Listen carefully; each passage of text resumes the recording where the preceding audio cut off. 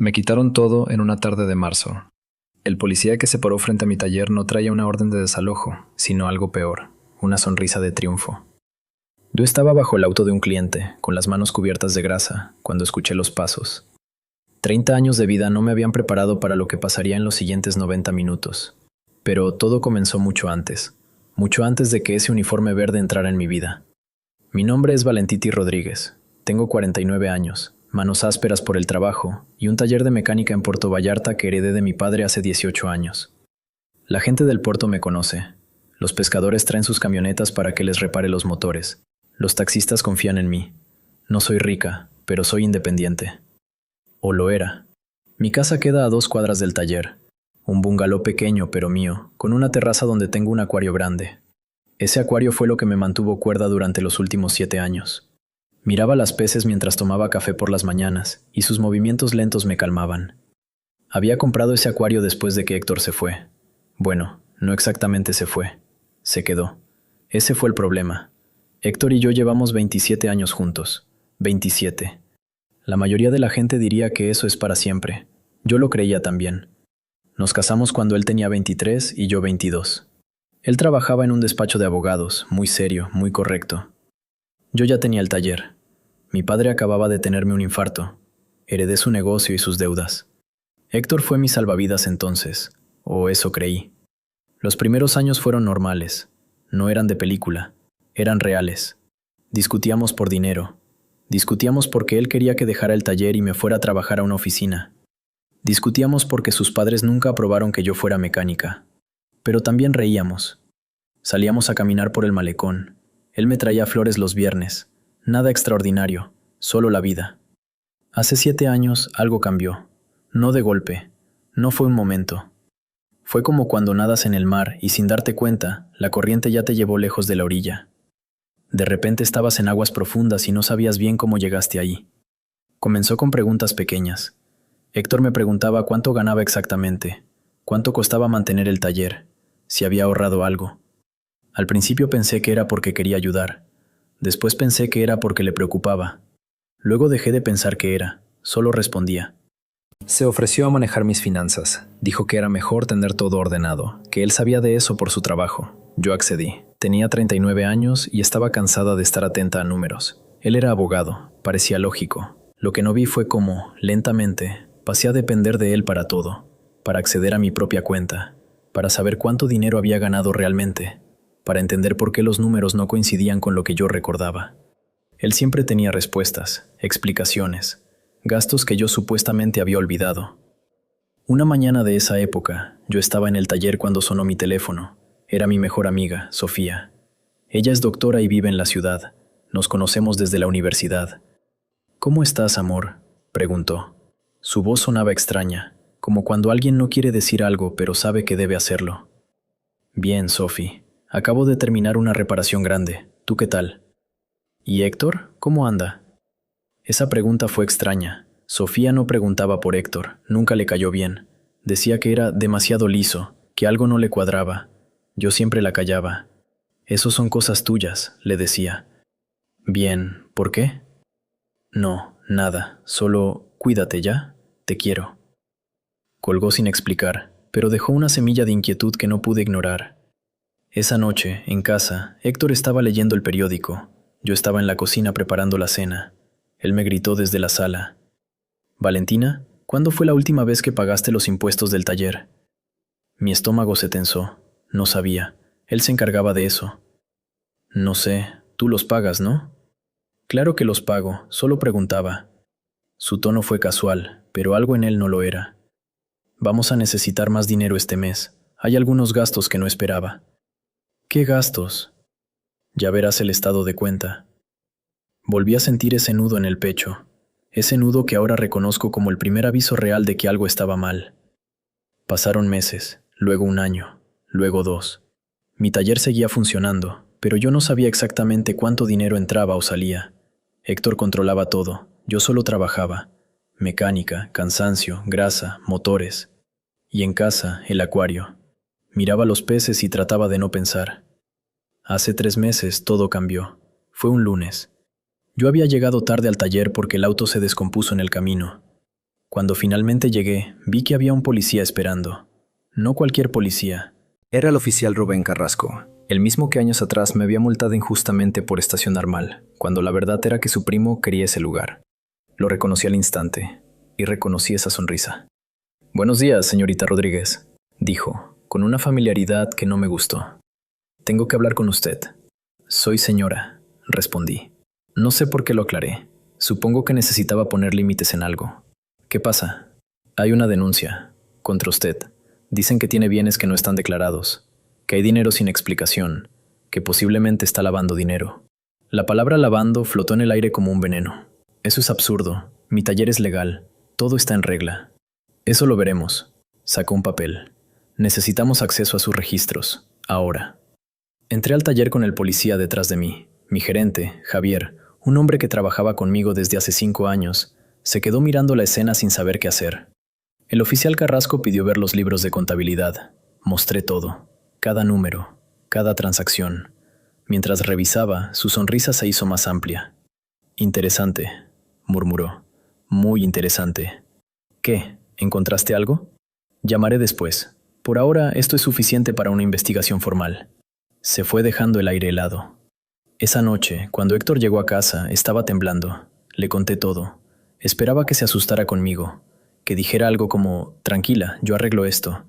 Él conocía a gente en la ley, tenía conexiones, pero cuando le conté, su cara cambió, no de preocupación, de culpa. «¿Héctor?» «Yo puedo explicar», dijo, y esas palabras, ese «yo puedo explicar», fueron el momento en que supe que mi vida estaba a punto de romperse en pedazos. «Yo puedo explicar», dijo, y esas palabras fueron como una puerta que se abría a un abismo.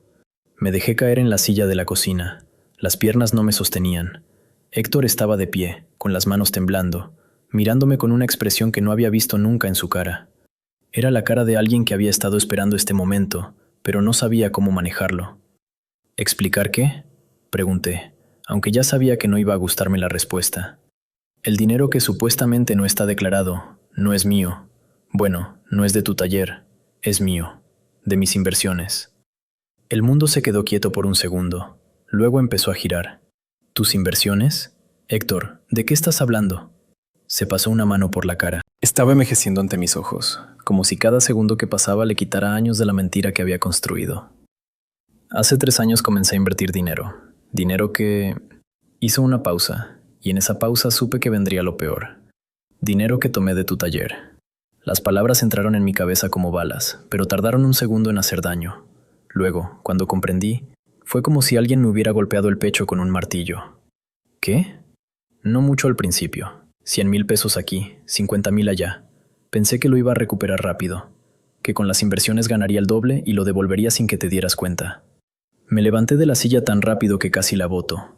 El acuario que estaba en la sala atrapó mi atención por un segundo. Los peces nadaban en círculos, lentos, indiferentes. Me envidiaba su ignorancia. «¿Cuánto?», pregunté, y mi voz sonaba como la de alguien más, alguien frío, alguien que ya no era yo. «¿Qué?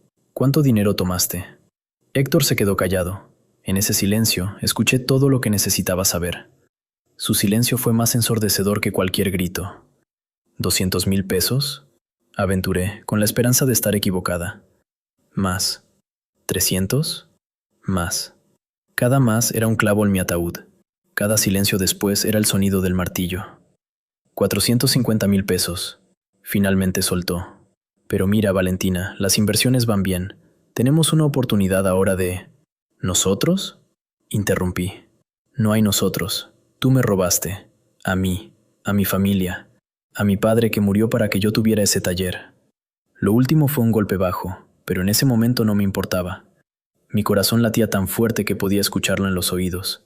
Las manos me temblaban de una manera que no podía controlar. Metí los puños en los bolsillos para que no lo viera. «Escúchame», dijo acercándose. «Esto se puede arreglar. Yo tengo contactos. Puedo hablar con el oficial Carrasco. Ese tipo es un imbécil, pero se puede manejar». Me quedé helada. «¿Conoces al oficial Carrasco?». «Claro que lo conozco. Es primo de uno de mis colegas. Cuando me enteré de que estaba investigándote le hablé. Le conté sobre las inversiones. Le expliqué que era dinero mío, que estaba siendo guardado en tu taller temporalmente mientras se procesaban los documentos. El mundo se volvió rojo. ¿Tú le contaste? Susurré. ¿Tú mismo le diste la información? Para protegerte, Valentina, para que no pareciera que tú sabías. ¿Protegerme? La risa que salió de mi boca fue histérica. Acabas de admitir que le dijiste a un policía corrupto que hay dinero sin declarar en mi propiedad. ¿Cómo se supone que eso me protege? Se acercó más y yo retrocedí. No quería que me tocara. No quería sentir su piel contra la mía. Era como si estuviera viendo a un extraño. Héctor, ¿cuántas personas saben esto? Solo él y mi asesor de inversiones. ¿Tu asesor? El pánico comenzó a trepar por mi garganta como algo vivo. ¿Quién es? Un tipo en la ciudad, muy discreto, no te preocupes. Pero ese no te preocupes fue lo que me hizo preocuparme de verdad, porque de repente comprendí algo que debería haber visto hace años. Héctor no era discreto, no era cuidadoso. Era un mentiroso que creía que su educación, su trabajo en un despacho de abogados, su traje impecable, le daban el derecho de mentir sin consecuencias. Salí de la cocina, subí a la habitación, abrí la computadora de escritorio que Héctor guardaba bajo llave en su oficina. La translucente era 051993, la fecha de nuestro aniversario de bodas. Me dolió usar esa fecha para traicionarlo de la manera en que estaba a punto de hacerlo, pero luego recordé que él ya me había traicionado a mí cientos de veces. Dentro había carpetas, muchas carpetas, inversiones, préstamos, documentos bancarios, y en una carpeta marcada seguros encontré algo que me heló la sangre. Una póliza de vida, a mi nombre, con beneficiario a Héctor. Bajé lentamente las escaleras. Héctor estaba donde lo había dejado, en la cocina, ahora con una copa de vino en la mano, como si nada hubiera pasado, como si no acabara de destruir todo. ¿Por qué tengo una póliza de vida a tu nombre?, pregunté, extendiendo la póliza hacia él. Su cara cambió. Primero palideció, luego enrojeció, luego se convirtió en una máscara. Eso es una precaución, un patrimonial. Es normal en los matrimonios. No es normal, y tú lo sabes. Miré la póliza. Era por 1 millón de pesos. 1 millón. Exactamente la cantidad que necesitaba, según sus cálculos más recientes, según los papeles que había visto en su computadora. En ese momento, mi teléfono sonó. Era Sofía. «Hola, ¿estás bien?», preguntó. Su voz era urgente, como si hubiera estado esperando el momento exacto para llamar. «No», dije, todavía mirando a Héctor. «No estoy bien». «Escúchame bien. Acabo de recibir una llamada de una amiga que trabaja en seguros. Dice que hay una investigación sobre Héctor, sobre pólizas de vida sospechosas. Dice que hay un patrón, que él ha hecho esto antes, con otras mujeres». El silencio que siguió fue diferente. No era el silencio del descubrimiento, era el silencio del colapso total. ¿Qué? No tengo los detalles completos, pero, Valentina, creo que Héctor no solo te robó dinero. Creo que estaba planeando algo mucho peor. Me quedé mirando la póliza durante lo que debieron ser segundos, aunque el tiempo se había vuelto algo extraño. Las manos me temblaban tanto que casi dejo caer el papel. 1 millón de pesos. Héctor me observaba desde el otro lado de la cocina, y en su silencio comprendí más que en cualquier palabra que hubiera podido pronunciar. Sofía todavía estaba en la línea, esperando mi respuesta. «Valentina, ¿estás ahí?», preguntó, su voz llena de urgencia. Sí, estoy aquí». Mi propia voz sonaba distante, como si viniera de otra persona. «Sofía, tengo una póliza de vida, a mi nombre, 1 millón de pesos. Y Héctor acaba de confesar que robó casi medio millón de mi taller». Escuché un jadeo del otro lado de la línea. Dios mío, Valentina, tienes que salir de ahí ahora mismo, ahora. No esperes a mañana, haz una maleta y vete a un hotel, cualquiera, pero vete». ¿Crees que no pude terminar la pregunta? No quería terminarla, porque en el fondo sabía exactamente qué creía Sofía. No creo nada. Sé que un hombre que roba de su esposa, que saca pólizas de vida a su nombre, y que le cuenta a un policía corrupto dónde está el dinero, no es un hombre que esté pensando en tu bienestar. Haz la maleta, ahora. Colgué sin decir adiós. Miré a Héctor, que estaba de pie junto al refrigerador, con las manos en los bolsillos, esperando mi reacción como si fuera un acto de teatro cuyo final ya conocía. «Voy a empacar», dije, y noté que mi voz había cambiado. Ya no era la voz de una mujer asustada. Era la voz de alguien que acababa de tomar una decisión. «¿Qué? Valentina, escúchame. Podemos hablar de esto. Puedo arreglarlo, te lo prometo. Solo necesito un poco de tiempo y...». No lo dejé terminar. Subí las escaleras hacia la habitación. Mis manos ya no temblaban. Estaban frías, eso sí, pero firmes. Saqué una maleta pequeña del armario, la que solía llevar a los viajes de trabajo, cuando aún creía que tenía vida propia, cuando no sabía que cada decisión que tomaba, cada peso que ganaba, estaba siendo monitoreado y controlado por el hombre que dormía a mi lado. Metí ropa, documentos, mi pasaporte, dinero en efectivo que guardaba en un calcetín en el fondo del armario. Dinero que Héctor no sabía que tenía porque lo había ahorrado en secreto, centavo a centavo, trabajando horas extras. Ese dinero al menos era mío, completamente mío. Cuando bajé, Héctor estaba sentado en la sala, la cabeza entre las manos. Por un segundo casi me da lástima, casi. Pero entonces recordé la póliza. Recordé la manera en que había confesado sobre las inversiones con una calma que sugería que ya había ensayado esa conversación muchas veces en su cabeza. Recordé la póliza de vida. Me voy, dije, deteniéndome en la puerta de entrada. Mañana llamaré a un abogado. Levantó la cabeza. Sus ojos estaban rojos, pero no de llanto, de rabia contenida. Si te vas, Valentina, esto va a ser mucho más complicado. Podemos arreglarlo entre nosotros. Yo reconozco que cometí un error, un gran error. Pero si llamas a un abogado, si haces esto público, van a saber que tu taller estuvo involucrado. Van a investigar. Pueden cerrar el negocio. Pueden acusarte a ti también. Fue su último movimiento, su último intento de mantenerme bajo su control, y casi funciona. Durante un segundo el miedo volvió, ese miedo que me había paralizado durante años, ese miedo a que todo se desmoronara, a que perdiera el taller, a que mi nombre quedara manchado. Pero entonces pensé en mi padre, en el día que me heredó el taller, cuando estaba en el hospital, débil por el infarto, pero con los ojos claros. Este lugar es tuyo, Valentina. No dejes que nadie te lo quite, ni siquiera yo, especialmente yo. En ese momento no había entendido lo que quería decir. Ahora lo entendía perfectamente. Si el taller cae, cae, dije, y sorprendentemente era verdad. Prefería perder el taller que perder la vida, porque eso era lo que estaba en juego, mi vida. Pero no voy a dejarme chantajear. Salí de la casa con la maleta en una mano y el teléfono en la otra. El aire nocturno de Puerto Vallarta era cálido, pegajoso, lleno del olor a sal y a motor de barcos que tanto me gustaba, pero esa noche, ese olor me parecía tóxico. Manejé durante una hora sin rumbo fijo. Pasé por el malecón, por las playas vacías, por las calles donde había reparado autos durante casi 2 décadas. Todo se veía diferente, o quizás era yo la que había cambiado.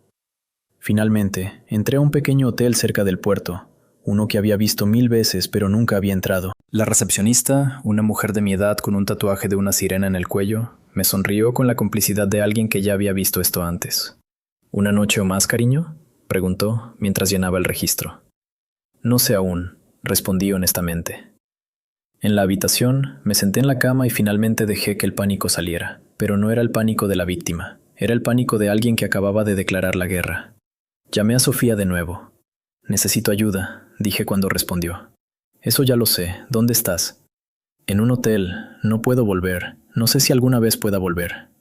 Está bien, mañana a primera hora voy a conectarte con un abogado penalista que conozco. Se llama Diego Morales, es bueno, muy bueno. Y lo más importante, no tiene miedo de los hombres como tu esposo.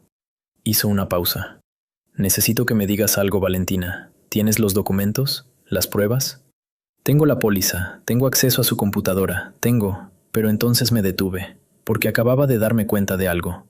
En mi prisa por irme, había dejado todo atrás. La computadora estaba en la casa, los documentos estaban en la casa, y Héctor estaba en la casa, probablemente destruyendo todo en este momento, borrando archivos, preparándose para la batalla que sabía que vendría. Sofía, cometí un error, dejé todo ahí, la evidencia está ahí. Está bien, vamos a solucionarlo. Pero hay algo que necesitas saber primero. Algo que no te dije por teléfono porque no quería asustarte más. ¿Qué? Mi amiga que trabaja en seguros encontró un patrón. Héctor ha hecho esto antes, con otras 2 mujeres. Casado con ellas, controlando sus finanzas, sacando pólizas de vida. Una de ellas murió, Valentina, hace 5 años. Un accidente doméstico. Cayó por las escaleras. El mundo se quedó quieto, literalmente quieto. Podía escuchar mi propio corazón latiendo en los oídos, tan fuerte que casi no escuchaba las palabras de Sofía. ¿Qué estás diciéndome?, susurré. Estoy diciéndote que este hombre no solo es un ladrón, es peligroso, muy peligroso. Y ahora que sabe que lo sabes, ahora que te has ido, es más peligroso aún. Colgué el teléfono. Miré alrededor de la habitación del hotel. Las paredes eran de color crema, la cama era dura, y en la ventana podía ver el reflejo de mi cara. Una mujer de 49 años que acababa de descubrir que había estado compartiendo cama con un monstruo. Una mujer que acababa de descubrir que su vida corría más peligro del que jamás había imaginado. Pero también una mujer que acababa de declarar la guerra. Y esa mujer, la que miraba desde el cristal de la ventana, tenía algo en los ojos que no había estado ahí la semana anterior. Tenía fuego. La mañana que cambió todo comenzó con una llamada que no esperaba. Diego Morales, el abogado que Sofía me había recomendado, me pidió que nos viéramos urgentemente en su oficina. No en un café, no por teléfono, en persona. Eso solo podía significar una cosa. Tenía algo importante que mostrarme. Entré a su despacho en el edificio de La Paz a las 8 de la mañana. Hacía 3 semanas que había dejado a Héctor. 3 semanas de dormir mal en ese hotel de mala muerte. De revisar mi teléfono cada 5 minutos esperando una llamada que temía y deseaba al mismo tiempo. Diego era un hombre de unos 60 años, con gafas de marco grueso y una expresión que combinaba seriedad profesional con algo que parecía genuina preocupación. Se levantó cuando entré, me estrechó la mano con firmeza y me señaló una silla frente a su escritorio de caoba. «Valentina, he estado investigando a tu esposo desde que Sofía me contactó», comenzó, abriendo una carpeta gruesa. «Lo que encontré es incluso peor de lo que imaginábamos». Mi estómago se contrajo. Pensé que ya había tocado fondo, pero aparentemente el sótano tenía más pisos. «¿Peor cómo?», pregunté, aunque sabía que no quería la respuesta. Diego extrajo varios documentos, fotos de escrituras, estados de cuenta bancarios, correspondencia. Documentos que parecían sacados de una película de suspenso, no de la vida de una mujer que solo quería reparar autos en paz. Héctor no solo robó dinero de tu taller, hipotecó tu propiedad, la casa donde vives, sin tu consentimiento, sin tu firma real. Consiguió a alguien en el notario que falsificó tu rúbrica. Las palabras llegaron como proyectiles. Hipotecó, la casa, mi casa, la que heredé de mi padre. ¿Cuánto?, susurré. 800,000 pesos. Tomó prestado 800,000 pesos usando tu casa como garantía, y no ha pagado ni un solo mes. Sentí que el aire desaparecía de mis pulmones, literalmente desaparecía. Era como si alguien hubiera abierto todas las ventanas de la oficina y una tormenta invisible me quitara el oxígeno. Agarré los brazos de la silla para mantenerme de pie. Eso significa que el banco puede ejecutar la hipoteca, sí, a menos que paguemos. Diego se quitó las gafas y se frotó los ojos. Pero espera, hay más. ¿Más? ¿Cómo podía haber más? Sacó una carpeta diferente. Dentro había fotografías. De mí. Fotos de mi cara, de mi cuerpo, tomadas de ángulos que me hicieron sentir violada sin que nadie me hubiera tocado. Fotos que Héctor había tomado mientras dormía. Fotos que aparecían en un sitio web que no reconocía. ¿Qué es esto?, pregunté apartando la vista. Es un sitio de seguros de vida, pero no un sitio legítimo. Es un foro privado donde hombres como tu esposo cotizan qué mujer es la más viable para un cierto tipo de solución. Diego hablaba con una calma que me asustaba más que cualquier grito. Aparentemente, Héctor había publicado tus fotos hace 2 años, junto con información sobre tu taller, tus finanzas, tu rutina diaria. El mundo giró, literalmente giró. Tuve que cerrar los ojos para que la oficina dejara de moverse. ¿Por qué? Fue lo único que pude preguntar. ¿Por qué haría eso? Porque necesitaba dinero para pagar deudas de juego. Y porque, según mis investigadores, no eres la primera vez que lo intenta. Diego me mostró otra carpeta. Dentro había información sobre 3 mujeres. 3 mujeres que se habían casado con Héctor. Esta es Gabriela. Se casó con él hace 8 años. Murió en un accidente doméstico hace 5 años. Según el reporte oficial, cayó por las escaleras. Miré la foto de Gabriela. Tenía los mismos ojos que yo, los mismos ojos asustados que había visto en el espejo cada mañana durante los últimos meses. ¿Y las otras 2? Pregunté, aunque no quería saber. La segunda, Mariana, logró escapar. Está viva. Vive en Guadalajara bajo un nombre diferente. Cuando me comuniqué con ella discretamente, confirmó que Héctor le había sacado una póliza de vida sin su consentimiento. Se dio cuenta cuando recibió un correo del banco sobre el pago de la prima. Ella fue más rápida que tú, consiguió pruebas, fue a la policía, presentó una denuncia, pero el oficial a cargo del caso era amigo de Héctor. El caso se cerró sin investigación. Eso hizo clic en mi cabeza, el oficial Carrasco. Claro que era amigo de Héctor, por supuesto que lo era. ¿Qué pasó con la tercera mujer?, pregunté. Diego guardó silencio por un momento. Ese silencio fue ensordecedor. Desapareció, hace 3 años. Se suponía que había dejado al marido y se había ido a Canadá. Pero según mis contactos en la Policía Federal, nunca entró a Canadá. Su familia reportó la desaparición, pero el caso se cerró porque había un depósito en su cuenta bancaria una semana después de su desaparición. Alguien estaba gastando su dinero. Alguien tenía sus credenciales bancarias. Sentí algo oscuro y frío expandirse en mi pecho. No era miedo. Miedo era lo que había sentido durante años. Esto era diferente. Esto era la certeza de que no solo había estado cerca de la muerte, había estado acariciándola todas las noches. ¿Qué hacemos?, pregunté, y mi voz sonaba como si viniera de otra persona. Primero, vamos a por la casa. He contactado con un notario diferente. Vamos a presentar una demanda contra la hipoteca fraudulenta. Es falsificación de documentos. Eso es delito. Segundo, vamos a ir a la policía estatal, no a la local. El oficial Carrasco está comprometido, pero no puede proteger a Héctor de un caso de este tamaño. Y tercero, hizo una pausa, mirándome directamente a los ojos. Vamos a usar todo esto como palanca, porque Valentina, Héctor tiene miedo, mucho miedo, y los hombres asustados cometen errores.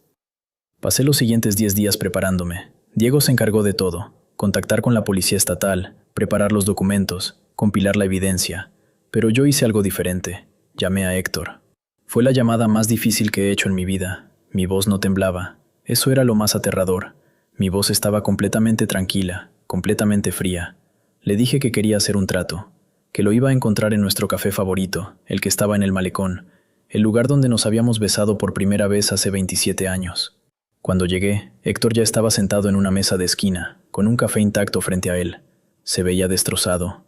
Había adelgazado, tenía ojeras profundas, y sus manos temblaban cuando intentó agarrar la taza. Parte de mí sintió lástima. Luego recordé a Gabriela cayendo por las escaleras. Luego recordé a la tercera mujer desaparecida, y la lástima desapareció. «Hola, Héctor», dije, sentándome. No le ofrecí la mano, no lo saludé como antes, solo me senté.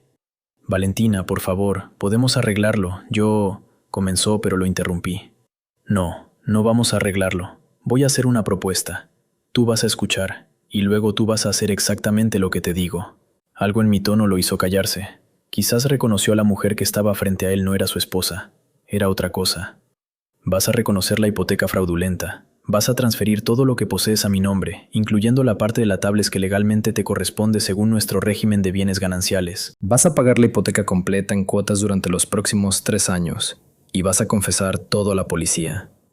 «¿Confesar qué?», preguntó, pero sabía exactamente qué. Las pólizas de vida, la hipoteca fraudulenta, el dinero robado de mi taller. Y si me entero de que hay algo más que me hayas ocultado, voy a asegurarme de que cada detective del país sepa exactamente lo que hiciste con Gabriela». Su cara se convirtió en ceniza, literalmente. El color abandonó su rostro tan rápidamente que por un segundo pensé que tendría un infarto. Parte de mí esperaba que lo hiciera. No era una parte buena de mí, pero era honesta. «¿Cómo sabes lo de Gabriela?», susurró. «Sé muchas cosas, Héctor. Sé que hay otras mujeres. Sé que el oficial Carrasco es tu cómplice. Sé que tienes una deuda de juego que asciende a más de 2 millones de pesos. Sé que en 3 días voy a estar en la Fiscalía Estatal con abogados, documentos y 3 mujeres dispuestas a testificar contra ti». Sacó mi teléfono. Le mostré una foto. Era de Mariana, la segunda mujer. Había viajado desde Guadalajara para estar en Puerto Vallarta. Estaba en una habitación de hotel a pocas cuadras de donde estábamos, esperando. Héctor se derrumbó, literalmente. Su cabeza cayó entre sus manos y sus hombros comenzaron a temblar. Lloró como un niño, con ese tipo de llanto que sale del fondo del alma, el tipo de llanto que solo hacen los hombres que finalmente comprenden que han perdido todo. «¿Qué quieres que haga?», preguntó entre sollozos. «Exactamente lo que te dije. Y si no lo haces, si intentas correr, si intentas contactar a Carrasco, si haces cualquier cosa que no sea exactamente lo que te ordené, voy a asegurarme de que la fiscalía sepa que intentaste obstruir la justicia. ¿Entendido?». Asintió sin levantar la cabeza. Salí del café y no miré atrás. Eso también era importante, no mirar atrás. Lo que sucedió después fue una cascada de dominó que Diego había predicho.